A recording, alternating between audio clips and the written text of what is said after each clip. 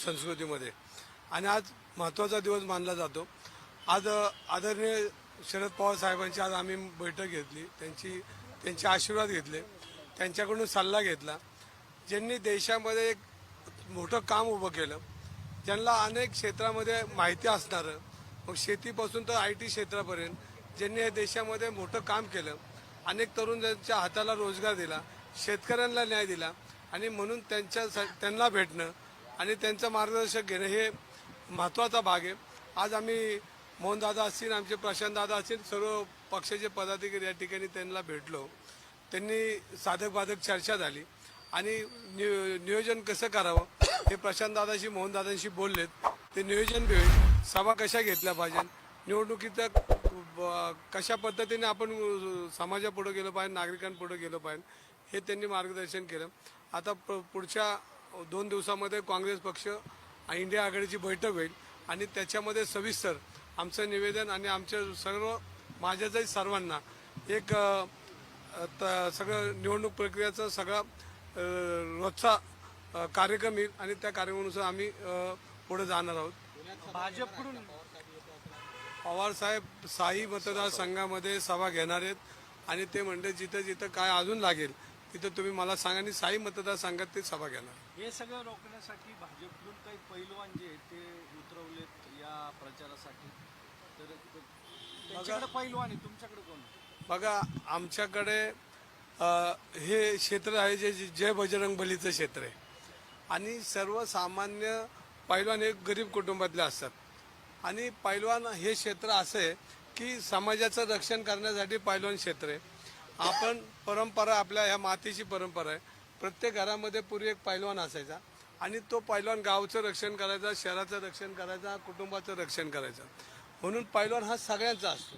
आणि आपण बघितलं असेल तर ह्या सगळ्या काळामध्ये मुरली मोहल्यांनी किती पैलवानला अर्धा लिटर दूध पाजलं ह्याचा हिशोब त्यांनी दिला पाहिजे।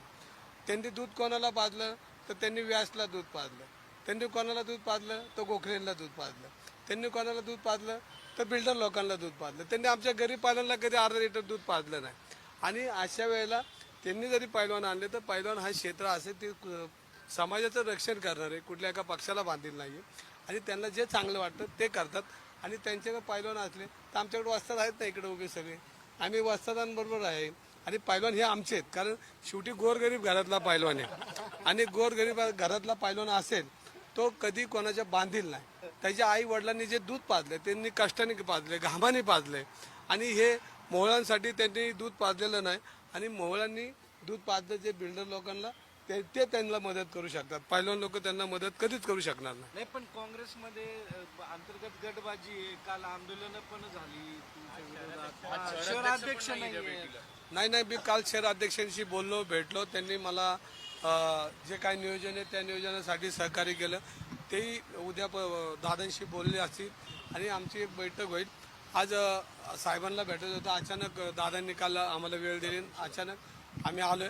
सर्व काँग्रेस पक्ष आणि इंडिया आघाडीचे सर्व लोक राष्ट्रावर येणार आहेत आणि काल जरी आबा बागुल जरी बसले असेल तर त्यांचा स्वभाव रागीट आहे।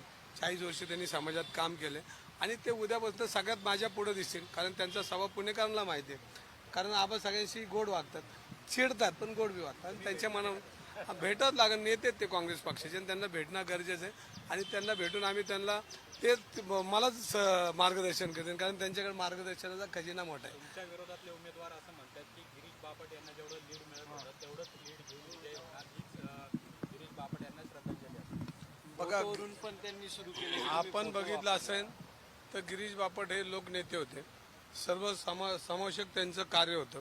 पुणेकरांनी त्यांना 5 वेळा आमदार, 1 वेळा खासदार आणि नगरसेवक असं त्यांचा मोठा काळ त्यांचा राजकारणामध्ये गेला आणि राजकारणामध्ये जात असताना त्यांनी कुठेही विरोधी पक्षात किंवा सर्व समाजामध्ये कधी तूट न पाडता एकत्र येऊन त्यांनी राजकारण केलं। ते राजकारण त्यांना जमेल असं मला वाटत नाही आणि लोकनेते हे लोकनेते असतात, हे नेते आहेत, त्यामुळे हे कधी गाडीच्या खाली उतरलेले पुणेकरांनी बघितलं नाही, कधी 2 व्हीलर ते दिसले नाहीत, त्यामुळं बापट साहेबांचं त्यांच्या कामाची बरोबरी होऊ शकत नाही। आणि त्यांनी जरी बापटांचं नाव घेत असेल तर बापटांना किती त्यांनी छळलं, त्यांचं ऑफिस किती वेळा फोडलं आणि त्यांच्यावर किती त्यांना त्यांच्या असणाऱ्या काळामध्ये किती सहकार्य केले पुणेकरांनी बघितलंय. फक्त आता स्वार्थासाठी त्यांचं नाव घेणार आहेत आणि स्वार्थ साधला की त्यांच्या घराकडे बी अजून डोकून नाही बघितलं. काल गौरवजींनी बाईट दिली, पण ती बाईट त्यांची नव्हती, त्यांना स्क्रिप्ट आली होती. कारण शेवटी ती स्क्रिप्ट त्यांना द्यावी लागली, म्हणजे बापट कुटुंबाचं त्यांना आधार घ्यावा लागला. हीच खरी गिरीश बापटला श्रद्धांजली आहे असं मला वाटतं. काँग्रेस शहरातील एक नेत्यांनी काल पत्रकार परिषदेत येऊन ते रडले. त्यांनी उमेदवारी त्यांनी वर्षवली होती पण त्यांना दिली नाही. त्यांची समजूत कशी काढणार? बघा, माझ्या सहित 20 लोकांनी मागितली होती, दादांनी बी मागितली होती, पण शेवटच्या क्षणी दादांनी पक्षाला सांगितलं की रवीला दिलं तर हरकत नाही, मी प्रचार करेन. आणि असे अनेक सगळेच प्रचार करणार आहेत. आणि याच्यामध्ये जरी मी परत म्हणतो की आभारी चिडले असेल तर ते मायाळू आहेत आणि ते चांगल्या पद्धतीने काम करतील. आणि त्यांच्या प्रभागामध्ये काँग्रेस पक्षाला सगळ्यात जास्त लीड मिळेल. आत्तापर्यंत झालेल्या सगळ्या निवडणुकीत सगळ्यात जास्त काँग्रेस पक्षाला लीड मिळेल अशी मला आशा आहे. आणि ते 2 दिवसात ते शांत होतील आणि त्यांची समजूत झालेल्या सगळे पक्षाची लोक जातील, मीही जाणार आहे. आणि भविष्यामध्ये अख्खी काँग्रेस आणि इंडिया आघाडी पवार साहेबांना आत्ता भेटतोय, ते स्वतः मैदानात आलेत. म्हणजे अनेक लोक ही मैदानात येणार आहे. आणि लोकशाही जिवंत ठेवण्यासाठी सर्व पक्षाचे नेते, मग उद्धव साहेब असतील, शरद पवार साहेब असतील, आपचे सर्व कार्यकर्ते असतील आणि इंडिया आघाडीचे सर्व मित्र पक्ष आणि हे सगळे ताकदीने या पुणे शहरामध्ये उतरून काँग्रेस पक्षाचा उमेदवार जिंकणार हा विश्वास मला आहे आणि सगळ्यांना जनतेला बी.